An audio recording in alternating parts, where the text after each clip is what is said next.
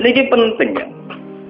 Kenapa saya mengatakan ini penting? Jika kamu ngitung umat Islam yang soleh saja, maka mayoritas Islam di Indonesia itu hanya 2%. Paling sing soleh orang Islam hanya 2%. Jika kamu ngitung yang agak soleh, maka paling jumlahnya 10%.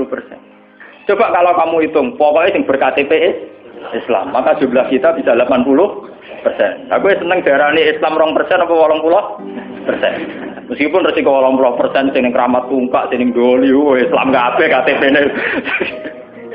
Dulu kalau Jakarta kan keramat tungkak, kalau Surabaya doli, Jogja Bunti, Pasar Kembang, Pasar. Nah, kalau nanti penelitian, kalau ini kan termasuk itu memang resikonya dihitung kabeh itu yang mlebu kan. Tapi kamu bisa 80%. Sehingga karena jumlah mayoritas 80% dengan ngitung WTS, lonte, gento dan sebagainya, itu tetap menjadi mainstream. Presiden harus Islam karena dihitung 80%. Coba kamu nuruti kesalahan sepihak, maka Islam jumlahnya hanya 2%. Maka berarti presiden cek kafir, cek Kristen nggak masalah karena jumlah umat Islam itu orang per. Jadi bu anggap Islam ra penting, Islam ra kanggo mergo WTS. Ya, tapi akhirnya gara-gara bu itu jumlah orang Islam mau 5%. Resikonya di presiden Kristen ya masalah karena mau dihitung. Coba kalau kamu tetap hitung semua, itu tetap 80%. Akhirnya kita tegak sebagai mayoritas. Memang samu madun Islam mayoritas sudah ditopang Islam BTS, maling dan sebagainya. Bedanya kiailah. Kita berdiri tegak sebagai mayoritas itu ditopang Islam sing dualan, sing gendo-gendo. Dari siapa kita tegak sendiri? Sebab itu Nabi memandu. Kalau kelompok sudah bulat, itu tetap kita ikut mayoritas. Talzam jama'atan. Itu ngaji kita. Makanya wa mustamiun. Kita masih sepakat bahwa Islam itu harus jalannya bunyal Islam ala khamsin. Kita mengikuti panduan hadis sahih bahwa Islam hanya bunyal Islam ala khamsin. Yang namanya Islam itu ya hanya syahadat, sholat, zakat, puasa dan haji. Titik. Nah, bahwa ini cerita ilmu sosiologi. Bahwa kita ingin punya presiden Islam, bupati Islam, gubernur Islam, itu bawaan psikologi mayoritas. Ini gue eling-eling, bukan ideologi Islam. Saya sebagai ulama bertanggung jawab terhadap mazhab ini. Kita ingin presiden Islam, bupati, gubernur Islam, legislator Islam, itu bawaan kita sebagai mayoritas. Karena kita sebagai mayoritas, tentu presidennya dari kelompok mayoritas, yaitu Islam. Andai kan Islam kita itu di NTT, andai kan Islam kamu itu di Ambon atau di Bali, kamu tidak akan, misalnya Madun sekarang di Bantul. Tersinggung ketika bupatinya ada Islam. Coba kalau kamu ditektir jadi orang NTT. Paling bupati ini Kristen, yang penting nggak berbangun masjid. Misalnya Mustafa begini, hidup di Amerika, dia paling pikirannya kan, dia tidak mensyaratkan presiden Islam, ya orang nyarat gubernur Islam. Yang penting nggak ngusir wong Islam. Tapi saat dia Bantul karena mayoritas, dia mensyaratkan bupatinya.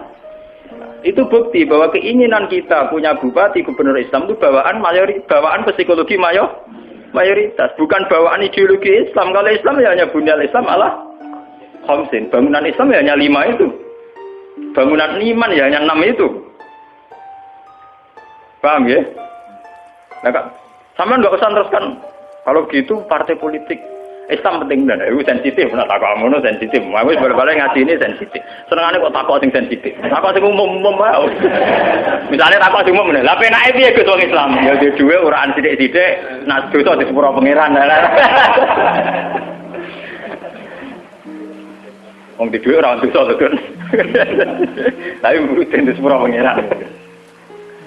Tapi niki ngaji, ini penting ngaji. Jadi ngaji yang kemarin kan jelas ya, ketika banyak fitnah, banyak tragedi, pesannya Nabi napa talzam jama'atan. Itu dalam sebuah hadis ada yang lebih ekstrim lagi. Nabi ngendikan waman sadda finnar.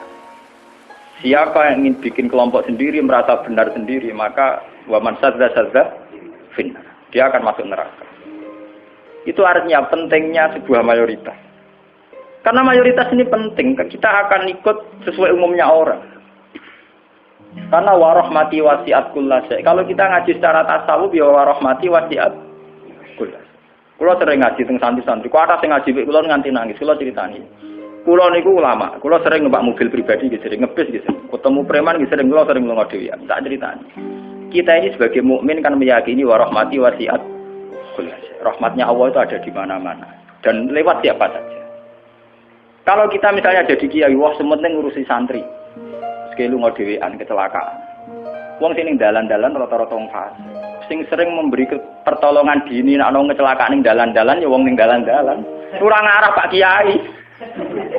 Ya ora ngarah wong pati soleh tenanan. Tapi ternyata Allah membuat orang di jalan-jalan hikmahnya banyak. Mereka adalah orang-orang yang sering melakukan pertolongan dini saat ada kecelakaan. Mereka adalah orang-orang gara-gara ning dalan-dalan ana kesasar takok alamat ditakoki. Kowe tahu di ganjaran zona alamat wong kesasar. Mergo kita ora tahu ning dalan. Tapi ternyata rahmati Allah diliwatno wong ning dalan-dalan. Kita lunga ning ndi karo alamate takok orang yang di jalan. Kita harus iman karo rahmati wasiat kullah. Rahmatnya Allah di mana? Nanti kalau be ulama lagi biasa teng terminal, ketemu macam-macam gitu biasa. Cara kula nggih biasa, tak mau coba rahmati wasiat napa? Kula biasa mawon. Ya, artinya ya kita harus iman.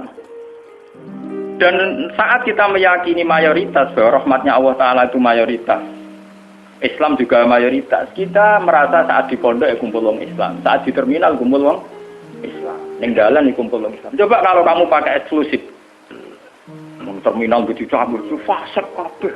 Baru ngono butuh ngising itu biasa wong fasek wong bayar. Mbok dalili, nulung wong kok bayar fasek. Nah, gue malah iso ngising kan. Fasek ka Allah, penting nyediakno WC kena bengi. Di bang soleh ra di fasilitas.